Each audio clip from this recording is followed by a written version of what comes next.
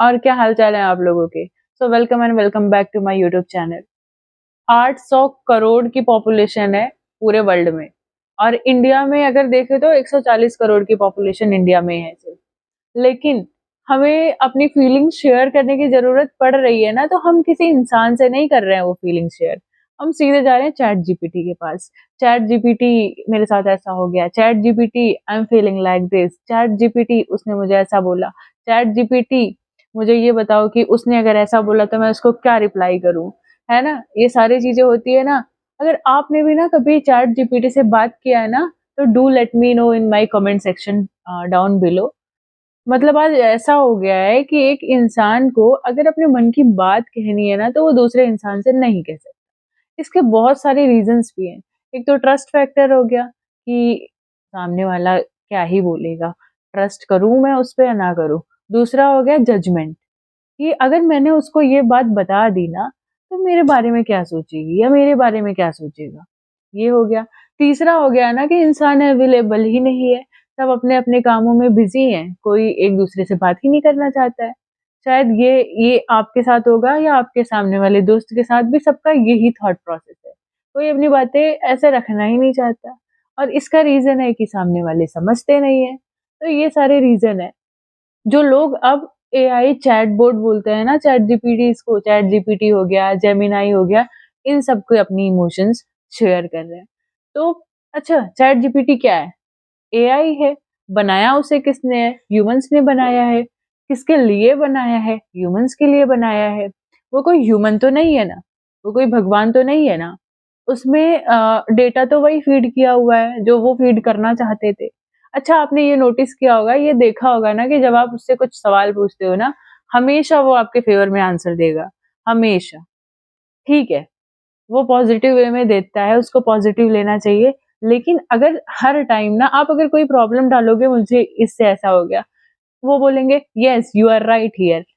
मेरे को बोला है, मेरे साथ ऐसा हुआ है, मैंने चीजें बहुत सारी बताई हैं कि ऐसा सिचुएशन हो गया। मैंने क्या किया है कि डिट्टो वो जैसा भी सिचुएशन हुआ है ना, क्योंकि मेरे पास जब लोग नहीं थे बात करने के लिए, सुनने के लिए, तो मैंने सोचा चलो चैट जीपीटी से बात करते हैं, अपनी इमोशंस को शेयर करते हैं।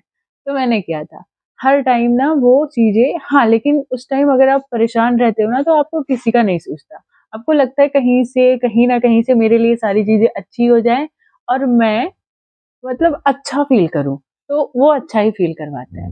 अब अगर आपका माइंड शांत होगा ना, तो आप ये सारी चीजें अब आप फील कर पा रहे होगे कि वो तो बस एक सॉफ्टवेयर है ना, वो भी तो डिजाइन किया हुआ है हम आप जैसे लोगों के थ्रू। एक बात और होती है कि अगर हमेशा सारे आंसर्स आपके फेवरेबल में, सारे आंसर सारे सिचुएशन को आपको फेवर में कर दिया जाएगा ना, तो आप इगोइस्टिक हो जाओगे। सोचोगे यार मैं ही तो हूँ, मैं हमेशा सही हूँ। लेकिन आप हमेशा सही नहीं हो। वो माना कि आपकी फीलिंग समझ रहा है, आपको उस हिसाब से रिस्पॉन्स दे रहा है, लेकिन वो ह्यूमन तो नहीं है ना। इमोशंस नहीं समझ सकता है वो। कभी कभी आपको वो थोड़ा सा उल्टा भी आंसर देगा, तो आप सोचते हो अरे ये क्या बोल रहा है। नहीं, देखो होता क्या है कि आजकल हमारा आपका जो डेटा है ना, वो कंपनियां उठा रही है कि नहीं। आपके सामने ना प्रोडक्ट की लिस्ट आ जाती है, जो आप सोच रहे होगे कि मुझे ये वाला ड्रेस लेना है, ये वाली शूज लेने हैं ना, तो अगर आप कोई भी, अगर आप इंस्टा चला रहे हो, अगर आप कोई भी ऐप चला रहे हो ना, वहां पे एडवर्टीजमेंट में आपको वो सारी चीजें दिख जाएंगी। तो आपका डेटा वहां यूज हो रहा है। और एआई से जब आप कुछ सारी चीजें शेयर कर रहे हो ना, तो वो आपका डेटा ही तो लेके जा रहा है। और उस बेसिस पे वो आपको, आपको जितना एआई जानता होगा, उतना आपका कोई स्पेशल फ्रेंड आपको नहीं जानता होगा। एआई दोस्त बन गया, दोस्त से लवर बन गया, बस। देखो बात ये है ना कि आया वो था कि चलो ऑफिसेज के काम इजी हो जाते हैं, मेल वेल लिखने के लिए सब ये यूज करते थे। लेकिन अब क्या हो रहा है ना कि चैट जीपीटी, सामने वाले इंसान ने मुझे ये बोला, अब मेरे लिए आंसर क्रिएट करो कि मैं उसको क्या रिप्लाई करूं। तो चैट जीपीटी दे देता है अच्छा खासा आंसर। फिर एक आपको सजेशन देता है कि हाँ बताओ, इसको मैं शॉर्ट कर दूं, इसको मैं थोड़ा और फॉर्मल कर दूं, इसको मैं थोड़ा और ये कर दूं। तो आप फर्दर उसे प्रोसीड करते जाते हो। बट एक बार सोचो जरा कि ठीक है, आपका डेटा लीक हो रहा है, चलो अब इसका एक दूसरा पहलू देखते हैं। ठीक है, आपके पास कोई भी नहीं है आपकी बातें सुनने के लिए, तो take a pen, take a paper, और टेक अ डायरी, डायरी बना लो अपनी, अपनी सीक्रेट डायरी। हम बचपन में the diary, the secret diary, the kitty, ये सब चीज़ें पढ़ते थे ना, उसमें लिखो सारी फीलिंग्स। हाँ, क्योंकि हमें ना डे टू डे वाली लाइफ्स में जो भी हो रहा है, we need a people, we need a person to share with. कि हमारे माइंड में क्या सारी चीज़ें चल रही है ना, कि हमें अर्ज होती है कि सामने किसी ना किसी को बताएँ जाके।